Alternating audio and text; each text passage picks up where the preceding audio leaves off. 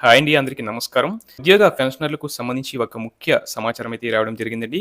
ఇక విషయంలోకి వెళ్తే రిటైర్మెంట్ బెనిఫిట్స్ ఇప్పిస్తామంటూ పలువురు న్యాయవాదులు విశ్రాంత ఉద్యోగులకు ఆఫర్‌లు ఇస్తున్నారు. అడ్రస్‌లు కనుక్కొని ఇంటికి వెళ్లి కేసులు వేయాలంటూ నచ్చచెప్తున్నారు. కేసు వేసిన 2 నెలల లోపు బెనిఫిట్ చేతికి అందుతాయని ఆశ చూపుతున్నారు. దీంతో కోర్టులో కేసులు వేసేందుకు పెన్షనర్లు ముందుకు వచ్చినట్లు తెలుస్తుంది. ఎందుకంటే నిధుల కొరత కారణంగా ప్రభుత్వం నుంచి అందాల్సిన బెనిఫిట్స్ ఎప్పుడు వస్తాయో తెలియని పరిస్థితి నెలకొంది. ఈ మధ్య కోర్టులో కేసులు వేసిన 2460 మందికి బెనిఫిట్స్ రిలీజ్ చేయడంతో మిగతా విశ్రాంత ఉద్యోగులు సైతం ఆ వైపే మొగ్గు చూపుతున్నట్లు ప్రచారం జరుగుతుంది.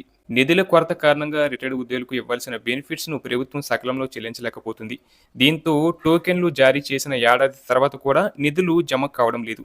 ఈ క్రమంలో విసిగిపోయిన కొందరు పెన్షనర్లు తమకు హక్కుగా రావాల్సిన బెనిఫిట్స్ ప్రభుత్వం ఇవ్వట్లేదని కేసులు వేసేందుకు న్యాయవాదుల వద్దకు వెళ్తే ఒక్కో కేసుకు 2,00,000కు పైగా ఫీజు తీసుకుని దాఖలు చేసినట్లు తెలిసింది.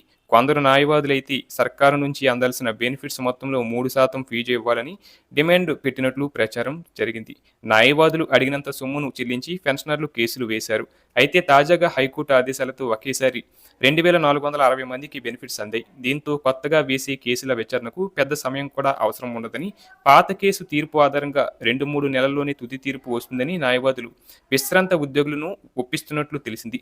అయితే ఫీజు కూడా 25,000 ఇస్తే చాలని, 5-6 కలిసి వస్తే మరింత ఫీజు తగ్గుతుందని చెప్పడంతో బాధితులు మొగ్గు చూపుతున్నట్లు సమాచారం. ఇక పదవి విరమణ చేసిన ఏడాది దాటినా తమకు ఇవ్వాల్సిన బెనిఫిట్స్ ప్రభుత్వం నుంచి రాకపోవడంతో 2,640 మంది ఉద్యోగులు హైకోర్టును ఆశ్రయించారు.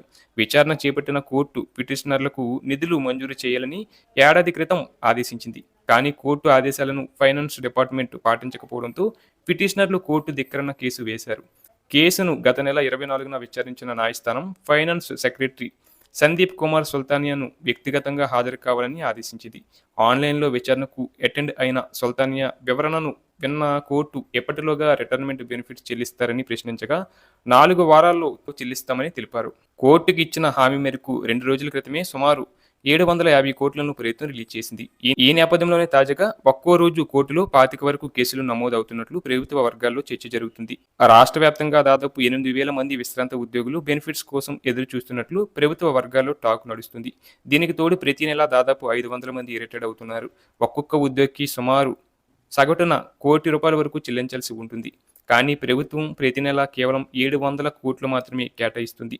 దీంతో లబ్ధిదారుల సంఖ్య ప్రతి నెల పెరుగుతుంది. ఒక నెలలో 2-3 వేల కోట్లు రిలీజ్ చేస్తే ప్రభుత్వంపై ఒత్తిడి తగ్గుతుందని, రిటైర్డ్ ఉద్యోగుల్లో సైతం ప్రభుత్వంపై పాజిటివ్ ఒపీనియన్ ఏర్పడుతుందని చర్చ ఉద్యోగ వర్గాల్లో కనిపిస్తుంది.